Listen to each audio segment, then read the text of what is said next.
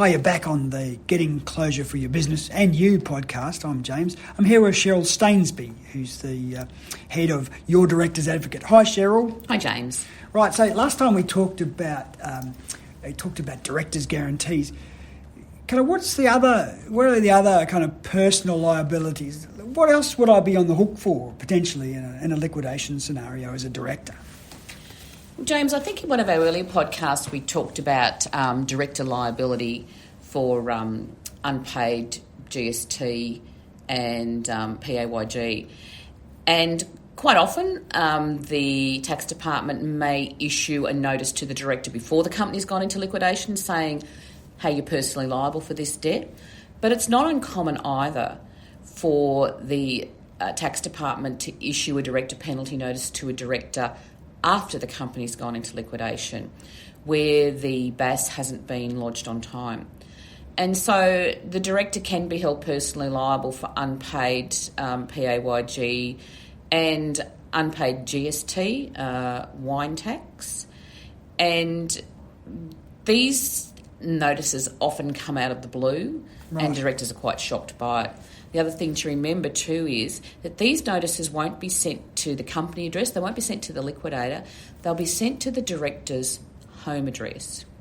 So our advice to directors always is to make sure that your home address on the company search is correct, because that's the address that these notifications will be sent to. So it's not uncommon 3 months, 4 months after a company's gone into liquidation for these notifications to be sent to directors who haven't lodged their BAS on time. So the answer, clearly the first answer is to lodge. How often would you, people who come to you, how many of them would be, rule of thumb, it's a tax problem that's done them in, who may or may not have may not be up to date? Is that fairly common? It is significant. I think there's been a lot more publicity about directors' personal liability since the introduction of director penalty notices a few years ago. So we probably don't see it as often as we used to. Right. But I guess a few years ago it wasn't uncommon to see someone who hadn't lodged a BAS for 2, 3, 4, 5 years. Right. But I guess that's not as common these days. More often than not, people have lodged on time, but they just haven't paid. And there might be 1 or 2 that haven't been lodged, but generally speaking, they have lodged on time. And so by putting their company into liquidation, they can often avoid personal liability for these unpaid taxes. And like we've spoken before, it's worthwhile remembering that it's not only super, it's not only PAYG, but it's also the wine equalisation and the obviously the GST. So if you don't have the money in your account, you've at least got to lodge. At least lodge, that's right. Now, unfortunately, with superannuation, the directors are personally liable for superannuation. And it's actually a criminal offence not to pay staff superannuation. So my advice to directors is, whatever it takes, pay your staff superannuation. That's somebody's future retirement funds. Yeah, that's right. Yeah.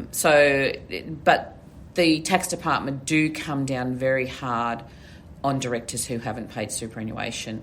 So there's, we certainly see less unpaid superannuation these days than we used to in the past before that new regime came in. So going back then, but they are a thing you might have to watch out for. These other liabilities down the track, the director's penalty notices are something that might. So we've talked about guarantees before. You've talked about director's penalty notices coming up as another point of personal. Is there any other other liabilities that we've got to keep in mind? I think we have to think about insolvent trading. Oh yes. Insolvent trading is where the company has traded when it wasn't able to pay its debts, when debt was incurred. When a company wasn't able to pay its debts when and as they fell due. Once again, this is an issue that seems to be a lot more commonly pursued by liquidators these days. So I think so you're seeing a bit of an uptick in them actually pursuing it. Well, that's probably a conversation in its own right. So we'll hold that over to next time. But that sounds. I'll be interested to do a deep dive next time into insolvent trading, and is that a thing, and is it actually being chased up? Well, that's great. Thanks, Cheryl.